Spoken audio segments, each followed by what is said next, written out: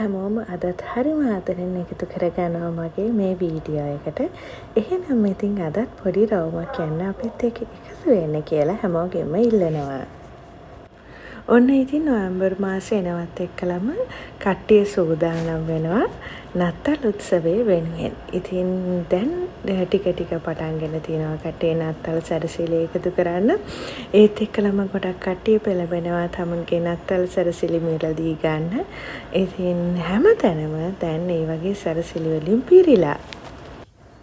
මලේසියාව කියලා කියන්නේ ගොඩක් ජනවර්ග එකතු වුණු රටක්.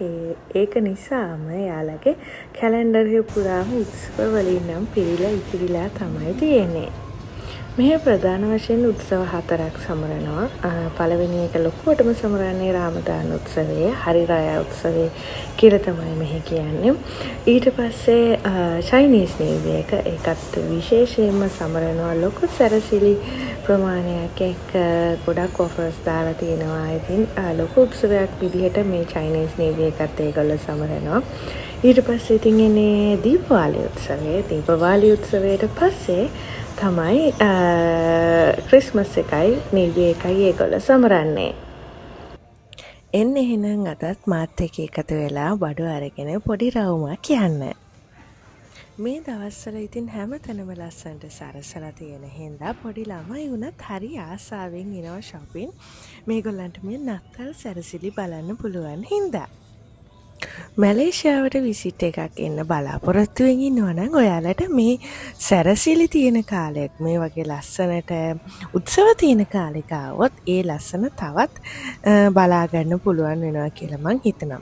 විශේෂයෙන්ම ඉතින් කියන්න ඕනේ හරිරාය උත්සවයටයි චයිනීස් නිව් ඉයර් එකටයි ගොඩක් ඒගොල්ලෝ ඔෆර්ස් දානවා, ෆෙස්ටිවල්ස් තියෙනවා, ලස්සනට සරසනවා. ඉතින් මේ හැම දෙයක්ම ඔයාලට ඒ කාලවලදී ආවොත් බලා ගන්න පුළුවන්.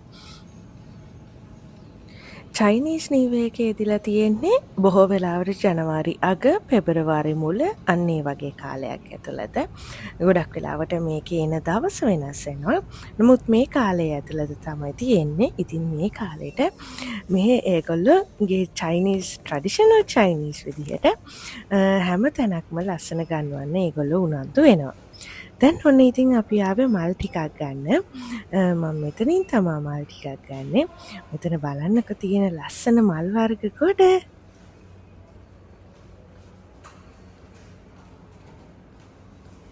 ඉතින් මම මේ මල් ටික අතරින් මේ කහ පාට තද කහ පාට චූටි මල් වර්ගය අද තෝරගත්තා. මං හිතනවා ඒක ලස්සන වෙයි කියලා. එහෙනම් අපි ගිහින් බලමු ඉස්සරහට.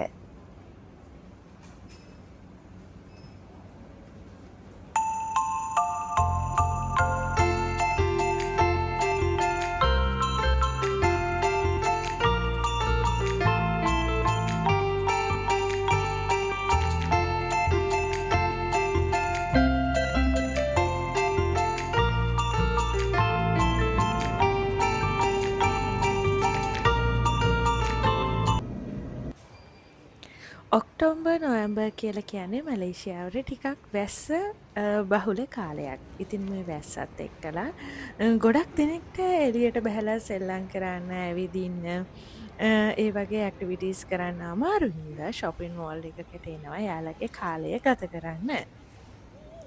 ඉතින් ගොඩක් වෙලාවට වීකෙන්ඩ් එකට තමයි බොහොමයක් දෙනා එන්නේ. ඇවිල්ලා ඉතින් මේ වගේ නත්තල් සැරසිලි බලන්න, shopping කරන්න, මේ හැම දෙයකටම සතියන්තයේ නිවාඩුව යොදා ගන්නවා. ඉතින් මේ වගේ නෙමේ ගොඩක් සැරසිලි එකතු වෙනවා ක්‍රිස්මස් එක වෙනකොට. දැන් නම් මෙතන හරිම පාළුයි. නමුත් ගිය අවුරුද්දේ මෙතන ලොකු ක්‍රිස්මස් ට්‍රී එකක් තිබුණා.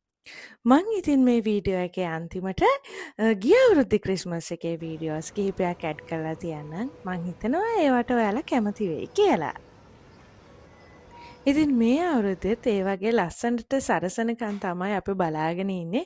මේ වගේ ගිහිල්ලා ඒ වගේ ලස්සන විදින්න. ඉතින් ඒත් එක්කලම ඔයාලටත් වීඩියෝස් කිහිපයක් එකතු කරන්න කියලා මම හිතුවා. ඉතින් මේ ඔයාලා දකින්නේ අපේ මැලේසියාවට අසල්වාසී රටවල් කිහිපයක තියෙන කෑම වීමාවන්හල් කීපයක්. ඉතින් මේවා හරිම ප්‍රසිද්ධයි මෙහෙ. ගොඩක් දෙනෙක් එනවා කෑම ගන්න.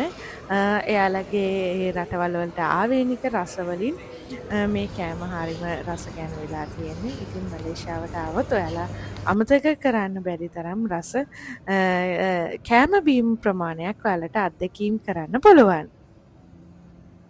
ඔන්න ඉතින් මේ බලන්නකො නත්තල වෙනුවෙන්ම හැඩවුණු ලස්සන ජුවලරි ෂොප්ස් කිහිපයක්ම තියෙනවා අපේ ෂොපින් මෝල් එකේ. ඉතින් ඒ වගේ ලස්සනත් බලාගෙන අපි ඉස්සරහට යමු.